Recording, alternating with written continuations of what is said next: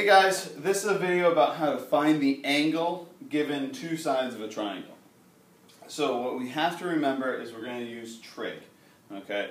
So at the end of this video you're going to know exactly how to find this unknown angle given two sides of a triangle.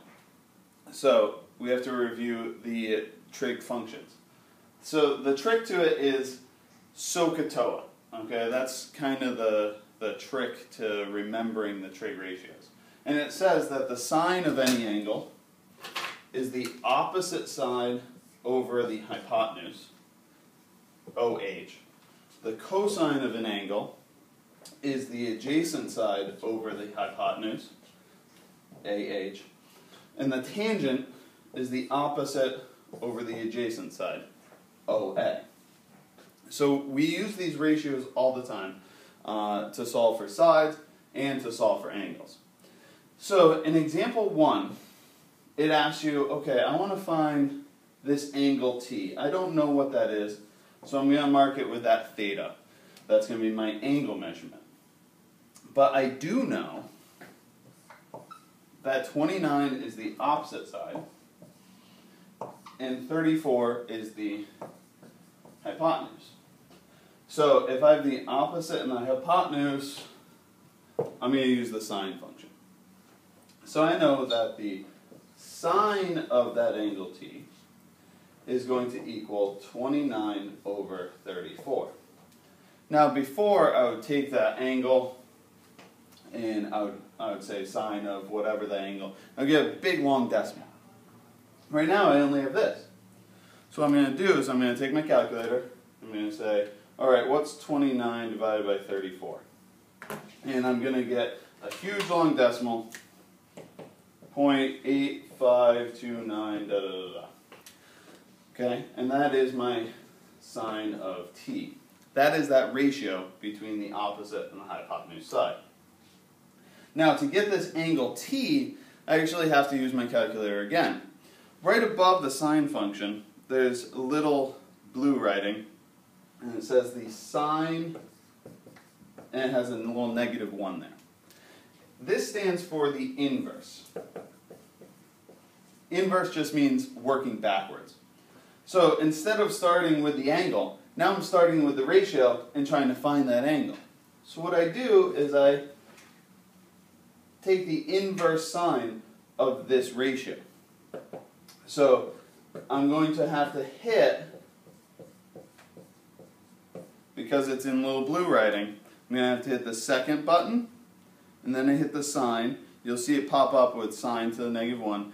And then I take this decimal, this 0.8529, and I plug it in, and I hit equals, and I get 58.5.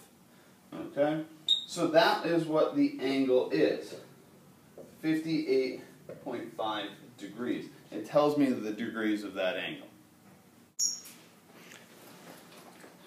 In number 1 on the exercises, you'll see this, and again I'm looking for angle T. So the first thing I have to check out is, okay, this is my opposite side. I know across from S here, that's my hypotenuse. I don't know that one. So this 34 has to be my adjacent side. So which trig function uses my opposite and adjacent? I have to remember that that is my tangent function. So I know my tangent of t equals, okay, my opposite, 14 square roots of 3, you guys don't know that right away, over 34. The great part about these calculators, we can find the decimal equivalent to that. But what we want to do is we just want to put it in parentheses. So we're going to hit 14 times, then I'm going to hit the square root, which is I have to hit the second button and then the x squared, 3. I'm going to close the parentheses, divided by 34. I have this big long decimal, and I'm going to approximate it to 0.7132.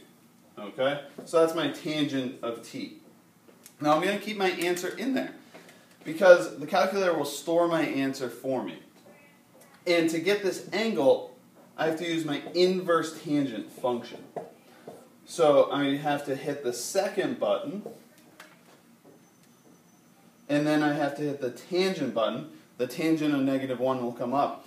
Now, I didn't know all those big long decimals, but the calculator stores it for me. So right over the negative button, there's a little ANS. That stands for answer. And it takes my answer from the previous problem and puts it where I want it. So I'm going to hit the second, and then hit the negative button, and ANS will come up. It takes the answer that I just had, and I'm going to hit equals. And what comes up is that T is actually 35.5 degrees. And that's how I get the angle, is I have to use the inverse tangent function.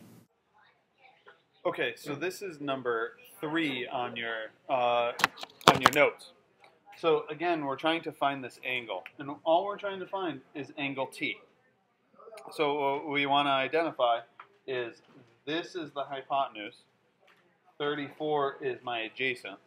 So I'm going to use my cosine of that angle equals my adjacent over hypotenuse. So cosine of that angle T is going to be 34 over 87. Now, some of you don't have calculators at home, but in general you have cell phones that have calculator functions on them. So what I did was I put the same calculator on my iPad as I did on my phone. Now, each phone carrier has its own calculator version, but they all do the same thing. So the first thing I want you to notice, if I hold it upright like this, it looks like this. But then I turn it sideways, now I have the full functions of the scientific. So the first thing I want to do is I want to do 34 divided by 87, and I'm going to get a big long decimal. And that decimal is going to be 0.3908. That's going to be the cosine of t. And again, I need to do the inverse function. So I need to do the inverse of the cosine to this decimal. Okay? And on this, it's the same thing as using the blue calculator.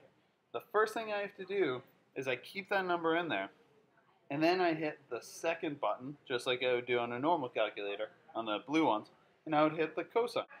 And now I get a 66.995 degree angle, or I'll just call it 67 degrees. Okay? And that's how I find angle T. So angle T is 67. Now you can do all the rest of the problems. Just do that front page, just on these notes, and come into the questions next class.